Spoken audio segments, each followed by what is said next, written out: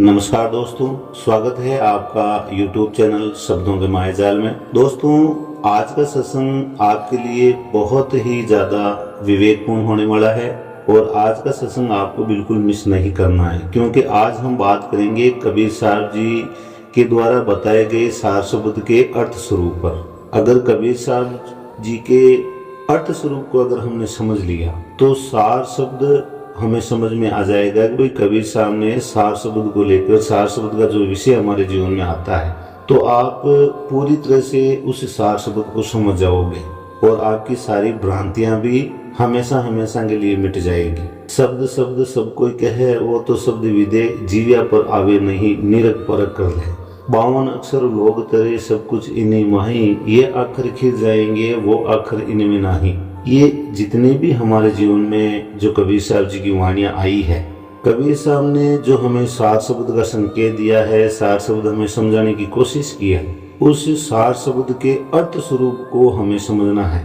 और कबीर साहब ने ठोक बजा के बोला है कि अगर आपने अर्थ स्वरूप को जान लिया, अर्थ स्वरूप को चीन लिया, तो फिर आप उस तत्व ज्ञान से पूरी तरह से परिचित हो जाओगे और आप साधना में भी बिल्कुल अंतःकरण से लग जाओगे। क्योंकि जब तक हमारे अंदर संशय रूपी बीज है, वो संशय रूपी बीज खत्म नहीं होगा।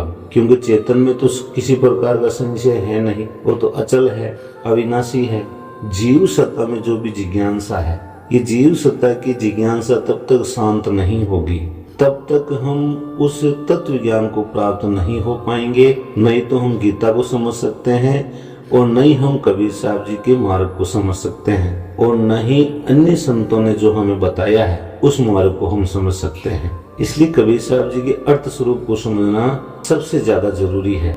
तो बिना देर किए चलते हैं आज के सत्संग की ओर। और आपसे मेरा विशेष निवेदन है कि सत्संग पूरी देखें ताकि आप सभी भ्रांतियों से बाहर निकल सको।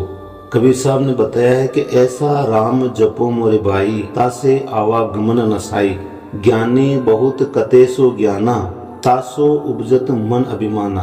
कबीर साहब बता रहे हैं कि भाई ऐसा राम जपो तासे आपका आवागमन न सही, आवागमन आपका मिट जाए, ऐसे राम को आप जपो। ज्ञानी बहुत कथे जो ज्ञाना, आपको इस संसार में अनंत प्रकार के ज्ञानी मिल जाएंगे और वो ज्ञान के द्वारा आपको भ्रमित करेंगे। तासे उपजत मन अभिमाना, अलग अलग मतलब सार शब्द के अर्थ स्वरूप को नहीं समझने की वजह से हमारे अंदर ज्ञान का अभिमान हो जाता है। क्योंकि सभी अपने मत और पंथ को ऊंचा दिखाने में लगे हैं, उन्हें अपना कुछ अनुभव है नहीं, इसलिए सभी अपनी हाँकने में लगे हैं, अपने आप को चीना नहीं। तभी तो कबीर साहब ने बोला है कि गुरु लोभी शिष्य लालची, दोनों खेले दाव, और बिना अनुभव दोनों डूबे बैठ पत्थर की नाव। सब मिली सुनूरे ज्ञान हमारा, राम रहा उनसे न्यारा। कबीर साहब कहते हैं कि भाई सब मिलके मेरा ज्ञान सुनो, जिस ज्ञान से वो परमात्मा मिलने वाला है उस राम को जानो। तब ये बात आपके समझ में आएगी कि राम रहा उनसे न्यारा। पंडित पढ़ी गुण वेद भुलाना, वेद पढ़े पुण्य भेद न जाना। पढ़ने लिखने वाले तो दुनिया भर के मिल जाएंगे आपको, कई प्रकार के पंडित और कथावाचक मिल जाएंगे जो आपको वेदों का सार समझाएंगे।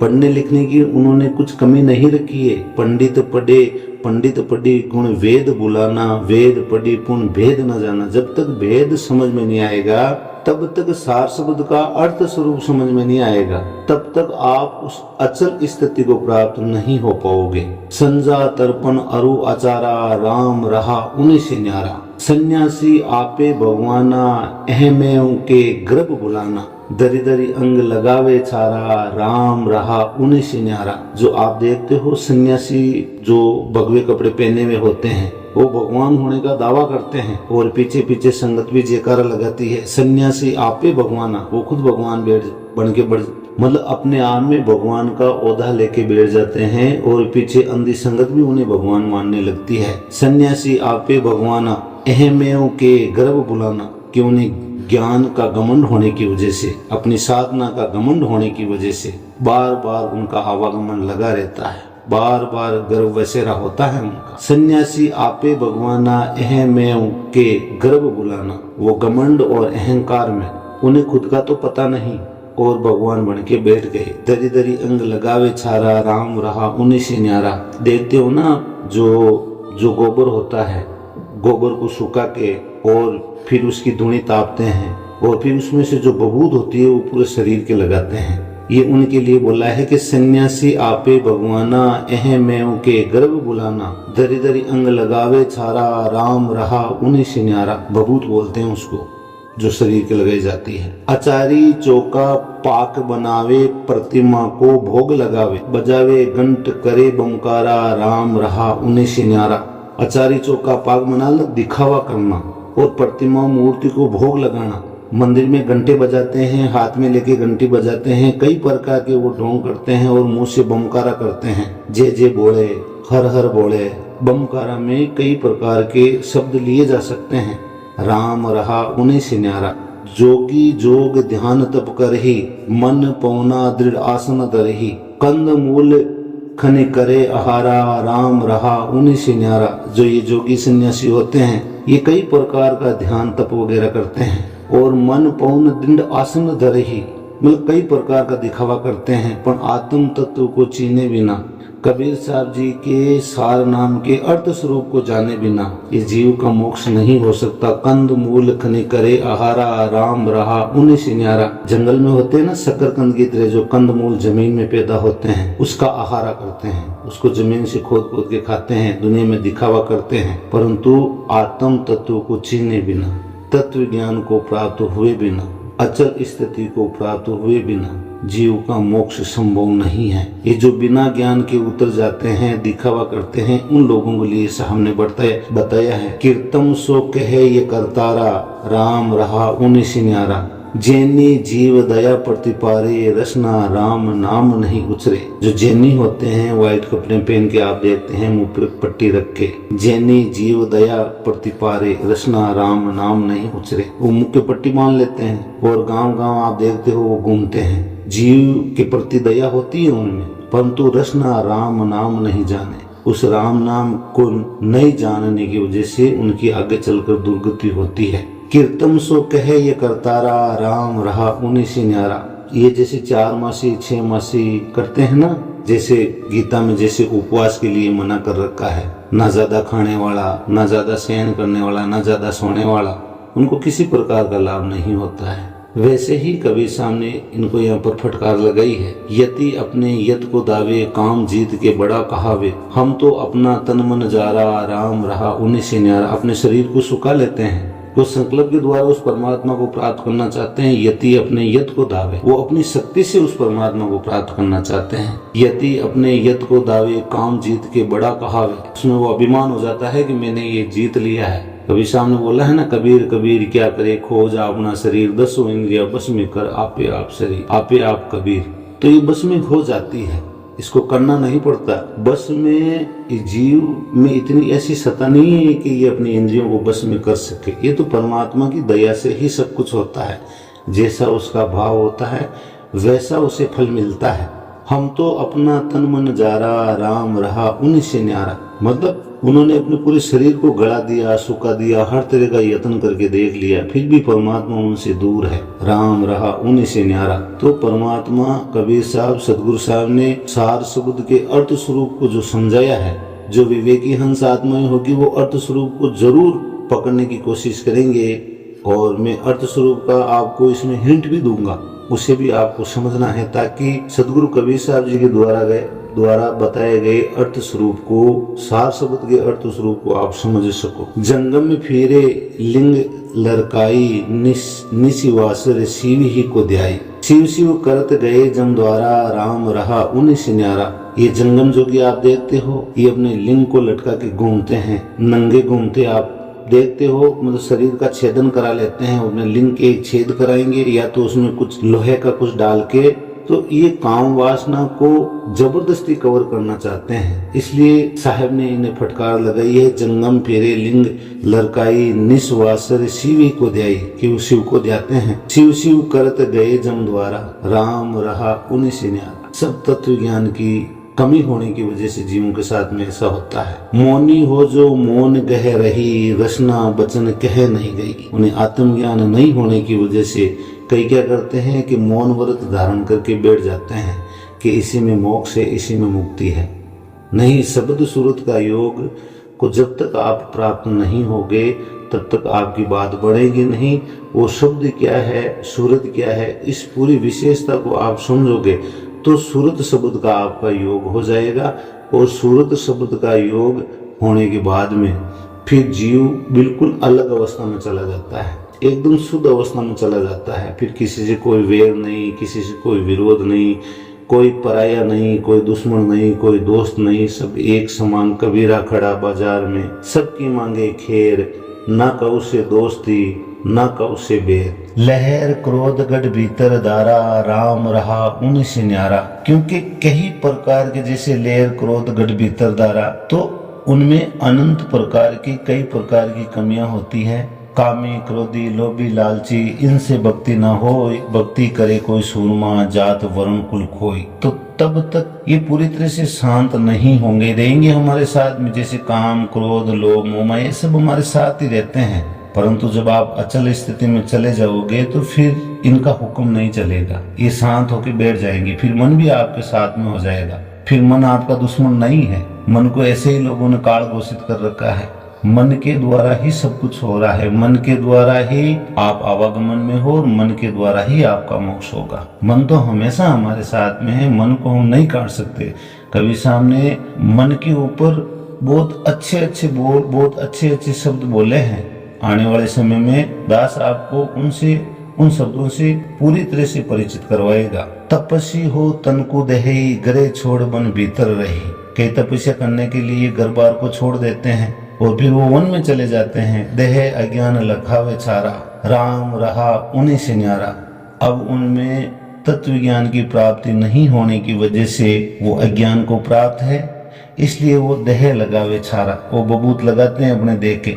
तपस्वी हो जो तन को देही, ग्रह छोड़ बन भीतर रही। देह अज्ञान लगावे छारा, राम रहा उन्हीं से न्यारा। जिंदा होई जिंदगी जाने, सत का शब्द हृदय नहीं आने। होते प्राते तब करे पुकारा, राम रहा उन्हीं से न्यारा। जिंदा हो जिंदगी जाने, परमात्मा कह रहे हैं कि तू चेतन है, वही जिंदा है, पर सत्य का शब्द हृदय नहीं धारे। तूने उस सत्य के शब्द को अपने हृदय में ग्रहण नहीं किया है, उस सत्य के शब्द को तूने नहीं पहचाना है। तू जिंदा है और तू इसी जिंदगी में अपने आप को ढाल के और 84 के बंधन में बंध गया है। तूने उस सत्य शब्द का बोध नहीं किया है। होए प्रात तब करे पुकारा, राम रहा उन्हीं से न्यारा। सुबह होते ही उस परमात्मा को पुकार करते हैं। अरे परमात्मा आपसे दूर नहीं है। जब आप सर अक्षर और नी अक्षर परमात्मा के अर्थ स्वरूप को अगर आपने जान लिया, उसे पहचान लिया, उसे चीन लिया, तो फिर आप किसकी पुकार करोगे भाई। शेख साहिब नहीं पहचाना, बड़ी बड़ी मुट्ठी भांग चबाना। द्रेकुत का करे दमकारा, राम रहा उन्हीं से न्यारा। शेख साहिब नहीं पहचाना, जो तुम्हारे घट के भीतर चेतन है उसे नहीं पहचाना, और बरबर मुट्ठी भांग चबाना। दे कुत का करे दमकारा, राम रहा उन्हीं से न्यारा। क्या करते हैं वो परमात्मा को अपने से भिन्न मानते हैं, परंतु अपने आत्म तत्व को नहीं चीना, अपने आप को नहीं चीना। घट के भीतर जो चेतन बैठा है, सहेग साहिब नहीं पहचाना, बड़ी बड़ी मोटी भांग चबाना। द्रेक कुत का करे दमकारा, राम रहा उन्हीं से न्यारा। कई प्रकार के बोल बोल के उस परमात्मा को याद करते हैं। कोई हरे राम, कोई हरे कृष्णा, कोई बम बम बोले, राधे राधे श्याम मिला दे। द्रेकुत का करे दमकारा, राम रहा उन्हीं से न्यारा। भक्त होकर मंडी बढ़ावे, नर नारी सो नह लगावे। पाछे करे माया विस्तारा, राम रहा उन्हीं से न्यारा। भक्त होकर मंडी बढ़ावे यानी धूनी बनाना, अपनी एक कुटिया बनाना, अपना एक ठिकाना बनाना। नर नारी सो नह लगावे, फिर शीशे चुनना, घर घर जाकर नाम दीक्षा देना, दाढ़ी मूछे बढ़ाना। अच्छे कहे माया विस्तारा, राम रहा उन्हीं से न्यारा। घर से निकला था उस परमात्मा से मिलने के लिए, बीच में फिर माया ने घेर लिया। भक्त होकर मंडी बढ़ावे, नर नारी सो नह लगावे। पाछे करे माया विस्तारा, राम रहा उन्हीं से न्यारा। गीता माया ना हे अर्जुन, मेरी माया बड़ी दुरुस्त है। बस थोड़े से अपने ओहदे से गिरे और माया ने घेरा। कीर्तनिया जो कीर्तन करही, करी कीर्तन भव बीच ही पड़ी।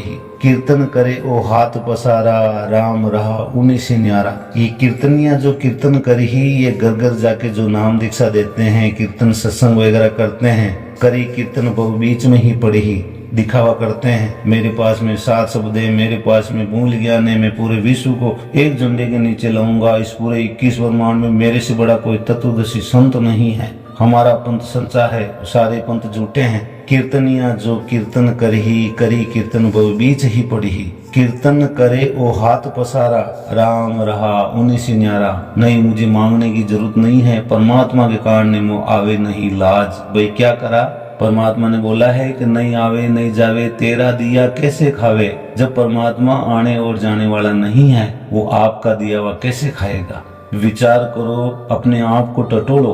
परमात्मा हमसे दूर नहीं है, परमात्मा कहीं बंदा नहीं है कि परमात्मा को किसी ने किसी खूंटे से बांध दिया है तो वो अनुमति देगा तो परमात्मा का हमें दर्शन होगा या परमात्मा हमें मिलेंगे। ये सबसे बड़ी मूर्खता है, ये जीव के साथ में सबसे बड़ा धोखा है। इस धोखे से बाहर निकलो, अपने आप को चीनो। सदगुरु कबीर साहब हमें क्या समझाना चाहते हैं? उस आत्म तत्व को चीनो। हे अर्जुन, नाना प्रकार की भ्रमित करने वाली भ्रांतियों से जिस दिन तेरा ध्यान हटकर एक परमात्मा में टिकेगा, उस दिन तो तू योग को प्राप्त होगा। भोपा होए करी शंख बजावे, डाडी मूछा घोट मुडावे। उबा पेट को करत पुकारा, राम रहा उन्हीं से न्यारा। आप देखते हो कई जगह जो भोपे होते हैं, मठ मंदिर पे मिलेंगे आपको ज्यादातर ये लोग, और खड़े होकर शंख बजाते हैं। डाडी मूछे घोट मुंडावे, लंबी लंबी डाडी मूछे, उबा पेट को करत पुकारा। खड़े खड़े होकर शंख बजाते हैं और जोर जोर से चिल्लाते हैं, राम रहा उन्हीं से न्यारा। जोत जगावे पांव पुजावे, सती धाम की राह बतावे। जीव सतावे करे विचारा, राम रहा उन्हीं से न्यारा। क्या कमी रखी है सामने आपको समझाने में? जोत जगावे, देखते हो ना, नारियल वगैरह लेते हैं, वो गोबर को जला के उसके अंगीरे लाते हैं, फिर उसकी कई देसी घी में जोत करते हैं, कई उस नारियल के द्वारा जोत करते हैं। जोत जगावे और पांव पूजावे, कोई अपनी खुद की आरती करवाते हैं, पांव पूजवाते हैं। सती के धाम की राह बतावे, उस सचखंड का नाम लेकर आपको मोहित करेंगे। जीव सतावे करे विचारा, राम रहा उन्हीं से न्यारा। वो जीव भी सताते हैं और गलत कर्म भी करते हैं, विचारा। ऐसे पाखंडी, ऐसे संतों से दूर रहने के लिए कभी सामने हमें समझाने में कोई कमी नहीं रखी है, फिर भी हम समझना नहीं चाहते हैं, क्योंकि भाई हमारी बुद्धि है किसी दूसरे व्यक्ति के हाथ में है। हमने हमारी बुद्धि विवेक को परमात्मा के हाथ में दिया ही नहीं है, हमने समर्पण उस परमेश्वर को भी किया ही नहीं है। तो ऐसा ही होने वाला है, जो अपने विवेक को मार के और एक अंधे की तरह हर किसी के साथ में लग जाएगा, तो वो उनके साथ में ऐसा ही होने वाला है। अपना अनुभव क्या, खुद का निजी अनुभव क्या है? आप गृहस्थी हो, मैं भी आपकी तरह गृहस्थी हूँ, परंतु उस परमात्मा के लिए हमें समय निकालना पड़ेगा। अगर आप परमात्मा के सच्चे जिज्ञासु हो तो समय तो निकालना पड़ेगा। इस ढोंग से बाहर निकलो, विवेक मंथन करो, पक्षपात मत करो। सुरा होय सुरापान करही, शेर अनुकूल कारण मरही। कहाँ भयो वो धरतिया धारा, राम रहा उन्हीं से न्यारा। परमात्मा कहते हैं कि सुरा होय सुरापान करी, तू चेतन होके सुरापान करता है। सुरा है तू भाई, चेतन है, मेरा अंश है तू। सुरा होय सुरापान करी, शेर अनुकूल कारण मरी। शेर आदे, शेर अन्न के लिए पूरे कुल का नाश हो रहा है, तेरा हो रहा है, पूरे तेरे कुल का नाश हो रहा है। दाता दान दह कर भूला, दान ले के मन में फूला। अब देने वाले ने तो दान दे दिया, पर वो दान लेने वाला मन में फूल रहा है कि मैं पूरे विश्व को एक झंडे के नीचे लेके आऊंगा। पूरे 21 ब्रह्मांड में मेरे से बड़ा कोई संत नहीं है। यहाँ आओगे तो मुक्ति है, नहीं तो 84 में जाओगे। दाता दान दह कर भूला, दान ले के मन में फूला। ऐसा है सत धर्म हमारा, राम रहा उन्हीं से न्यारा। ये जितने भी ऊपर की जो विशेषता बताई है सदगुरु कबीर साहब ने, कबीर साहब समझाना चाहते हैं कि तुम ऐसा अपना सत धर्म मान के बैठे हो। ऐसा है सत धर्म हमारा, राम रहा उन्हीं से न्यारा। जो ऐसा सत धर्म अपना मान के बैठे हैं, परमात्मा उनसे अलग है भाई।